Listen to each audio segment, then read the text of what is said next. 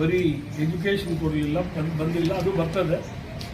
ಅದಕ್ಕೆ ಮೊದಲು ಇವತ್ತು ಈ ಕಾಯಿಲಾ ಮನುಷ್ಯರದ್ದು ಬಂದಿದೆ, ಸುಮಾರು 10 ಜನಕ್ಕೆ ಬಂದಿದೆ. ಹೆಸರುಗಳೆಲ್ಲ ಬೇಕಾ? 10 ಜನಕ್ಕೆ ಬಂದಿದೆ. 2,30,000 ರೂಪಾಯಿ ದುಡ್ಡು ಈಗ ತಾನೇ ಕೊಟ್ಟು ಕಳಿಸಿದ್ದೀನಿ ಅವರಿಗೆ, ಪೇಷಂಟ್ಗಳಿಗೆ. ಸೊ ಇದು ಭಾಳ ಮುಖ್ಯ. ಮತ್ತು ಓದೋ ಮಕ್ಕಳಿಗೆ ಮುಂದಿನ ವಾರದಲ್ಲಿ ಬರ್ತದೆ ಅಂತ ಹೇಳಿದ್ದಾರೆ. ನಾನು ಮೊನ್ನೆ ಡೆಲ್ಲಿಗೆ ಹೋಗಿದ್ದೆ, ಅಲ್ಲಿ ಬಂದಿದ್ದೀನಿ. ಅಲ್ಲಿಯೂ ಬರೋ ಅವಕಾಶಗಳಿವೆ ಅಂತ ಹೇಳಲಿಕ್ಕೆ ಇಚ್ಛೆಪಡ್ತೀನಿ.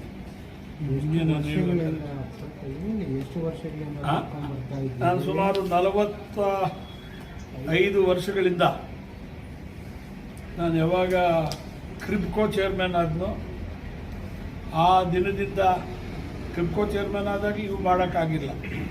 ಇಫ್ಕೋಗೆ ಹೋದ್ಮೇಲೆ ಇವು ಆಗಿದ್ದು ಶುರು. ಅದು ಆ ಕಾಲದಲ್ಲಿ 40 ವರ್ಷದಿದ್ದೇನೋ ಅಂತ ಅನಿಸ್ತದೆ, ಮರ್ತಿದ್ದೀನಿ. ಅವತ್ತಿಂದ ಇವತ್ತುವರೆಗೂ ಕೂಡ ಪ್ರತಿ ತಿಂಗಳು ದೆಹಲಿಗೆ ಹೋಗುವಂಥ ಅವಕಾಶ ಕೊಟ್ಟಿದ್ದಾರೆ. ಅಲ್ಲಿ ಹೋದಾಗ ನಾವು ಏನೇನು ಆಗಬೇಕು, ಏನೇನು ಮಾಡಬೇಕು, ನನ್ನ ಕೋಲಾರ ಚಿಕ್ಕಬಳ್ಳಾಪುರ ಜಿಲ್ಲೆಗೆ ಬರೀ ನನ್ನದೇ ಸ್ವಂತ ಅಂತ ನಾನೇನು ಇದಕ್ಕೆ ಇಟ್ಕೋದಿಲ್ಲ.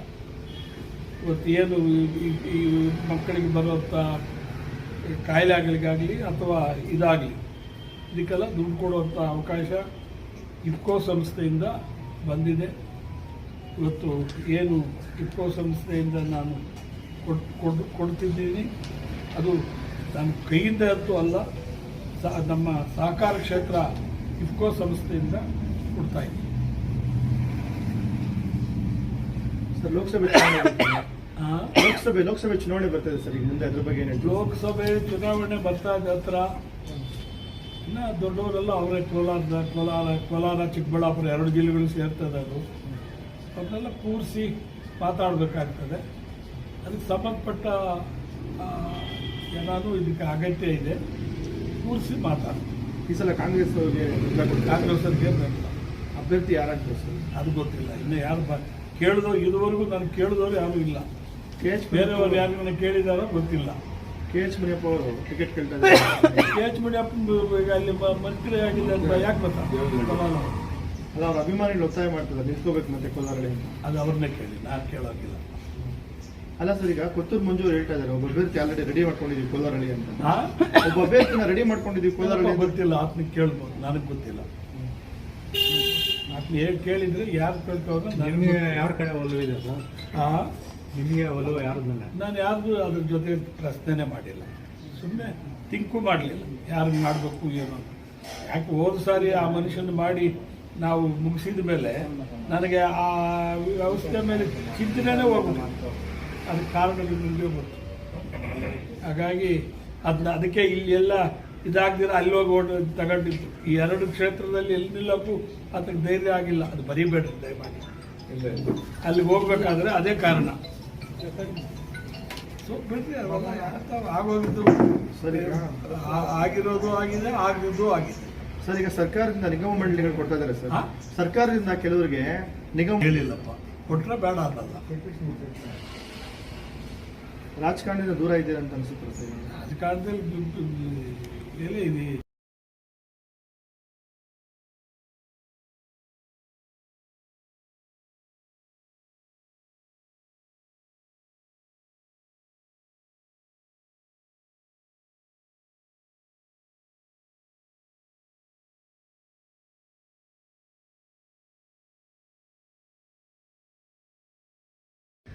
ಎಲ್ಲ ಸೇರಿಸ್ಕೊಂಡು ನಿಮ್ಮನ್ನು ಪಕ್ಕಕ್ಕೆ ಸೇರಿಸ್ಬಿಟ್ರು ಅಂತ ಅನ್ಸುತ್ತೆ ಸರ್. ಉಮೇಶ್ ಕುಮಾರ್ ಅವರು ಬೇಡ, ಹೇಳೋಕೆ ಇಷ್ಟ ಆಗಲ್ಲ, ಬಿಡು. ಅದು ನಿಮ್ಮ ಚಿಂತನೆಗಳಲ್ಲಿ ನೀವು ಬರ್ಕೊಂಡ್ರೆ ಏನು ಬರ್ತದೋ ನೀವೇ ಬರ್ತಾರೆ. ಕೆಲಸ ಮಾಡ್ತಾರೆ ಕೋಲಾರದಲ್ಲಿ ನಿಮಗೆ? ಅದು ನನಗೆ ಗೊತ್ತಿಲ್ಲಪ್ಪ, ಇತ್ತೀಚೆಗೆ ನಾನೇನು ಕೇಳಕ್ಕೆ ಹೋಗಿಲ್ಲ. ಎಲ್ಲ ನಿಮಗೆ ಚೆನ್ನಾಗಿ ಗೊತ್ತಿದೆ. ನಾನೇನು ಆ ವಿಷಯದಲ್ಲಿ ಅಲ್ಲಿ ಮಾಡು ಇಲ್ಲಿ ಮಾಡು ಅಂತ, ಯಾಕಂದರೆ ಒಂದು ಸಾರಿ ನಾನು ಕೈ ಬಿಟ್ಟಾದ ಮೇಲೆ ನಾನು ಆತನಿಗೆ ಪ್ರಶ್ನೆ ಮಾಡೋಕ್ಕೆ ನಾನಂತೂ ಹೋಗಲ್ಲ. ಯಾಕಂದರೆ ನಾನು 4 ಸಾರಿ ಸತತವಾಗಿ ಗೆದ್ದೋನು. ಸೊ ನಾವು ಇನ್ನೊಬ್ರಿಗೆ ಹೇಳ್ಬೇಕಾದ್ರೆ ಅವ್ರಿಗೂ ಅಡ್ಡ ಹೋಗೋಕ್ಕೆ ಆಗಲಿ ಅಥವಾ ನೀನು ಹಿಂಗೆ ಮಾಡು ಅಂತ ಹೇಳೋದಾಗಲಿ ಅದು ತಪ್ಪಾಗ್ತದೆ. ಅದರಿಂದ ಆತನು ಮನಸ್ಸಿನ ಸ್ಥಿತಿವಂತಿಕೆಯಲ್ಲಿ ಇಟ್ಕೊಂಡು ಮಾಡಿದರೆ ಮಾಡ್ತಾನೆ ಅಂತ ನಾನು ಭಾವಿಸ್ತಾ ಇದ್ದೀನಿ. ತೇರಳ್ಳಿ ಆ ಚುನಾವಣೆ ಮೊದಲು ನಿಮ್ಮ ಹತ್ರ ಬಂದಿದ್ರಲ್ಲ, ಚುನಾವಣೆ ಮೊದಲು ನಿಮ್ಮ ಹತ್ರ ಬಂದು ನಿಮ್ಮ ಸಹಕಾರ ಎಲ್ಲ ಮಾಡಿ ತಗೊಂಡಿದ್ರಲ್ಲ. ಕೇಳಿದ್ರು ನಾನು ಸಹಕಾರ ಮಾಡಿದ್ದೆ. ಸರ್ 27ನೇ ತಾರೀಕಿಗೆ ಸಿದ್ದರಾಮಯ್ಯ ಬರ್ತಿದ್ದಾರೆ ತೇರಳ್ಳಿ ಮತ್ತೆ ಇವಾಗ ಗೊತ್ತಾಯ್ತು.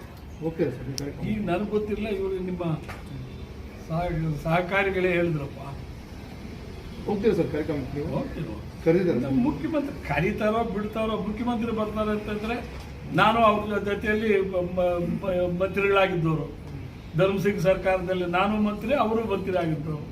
ಹಾಗಾಗಿ ಗೌರವ ನನ್ನ ಕ್ಷೇತ್ರಕ್ಕೆ ಬರ್ತಾರೆ ಅನ್ನೋದ್ರಿಂದ ಆ ಗೌರವ ಇರ್ತದೆ, ನಾನು ಹೋಗ್ಲೇಬೇಕಾಗ್ತದೆ. ಸಿಎಂ ಮುನಿಯಪ್ಪ ಅವರು ಅಭ್ಯರ್ಥಿ ಆಗ್ತಾರೆ ಅಂತ ಒಂದು ಮಾತಾಡ್ತಾರೆ, ಅದಕ್ಕೆ ಏನು ಸಹಮತ ಇದೆ? ಅವ್ರನ್ನೇ ಕೇಳಿ ನನಗೆ ಗೊತ್ತಿಲ್ಲ.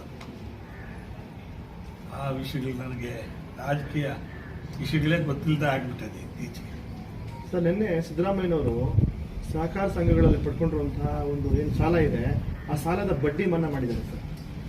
ಬಡ್ಡಿ ಮನ್ನಾ ಮಾಡಿದ್ದಾರೆ ಅದ್ರ ಬಗ್ಗೆ ಏನು ಹೇಳ್ತಾರೆ ಸರ್? ನಾನು ನೆನ್ನೆ ಇರಲಿಲ್ಲ, ಡೆಲ್ಲಿ ಹೋಗಿದ್ದೆ. ಬರೋಬಟ್ಟಿಗೆ ರಾತ್ರಿ ಆಗೋಯ್ತು. ಹಾಗಾಗಿ ಏನಾಗಿದ್ದಾರೋ ನಾನು ಬೆಳಿಗ್ಗೆ ಕೂಡ ಅದು ನೋಡೋಕ್ಕಾಗಿಲ್ಲ. ನೋಡದೆ ನಾನು ಮಾತಾಡೋಕೆ ಚೆನ್ನಾಗಿ ಕಾಣಲ್ಲ. ಸಾಲ ತೀರಿಸಿದ್ರೆ ಬಡ್ಡಿ ಮನ್ನಾ ಮಾಡ್ತೀವಿ, ಸಾಲ ಕಟ್ಬಿಡ್ರಿ ಅಂತ ಆದೇಶ. ಅದು ಒಳ್ಳೇದೇ, it's A good news.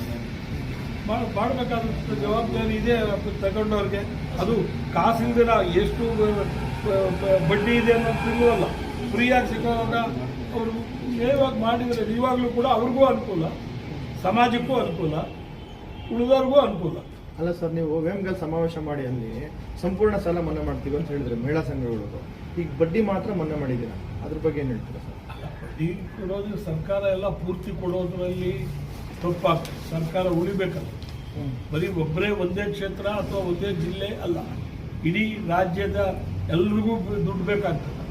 So ಹಾಗಾಗಿ ಏನು ಸಿದ್ದರಾಮಯ್ಯನವರು ತೆಗೆದುಕೊಂಡಂಥ ಕ್ರಮ ಅದು ಸರಿಯಾಗಿದೆ, ಅದು ಎಲ್ಲ ರೀತಿಯಲ್ಲೂ ಗೌರವಿತವಾಗಿದೆ.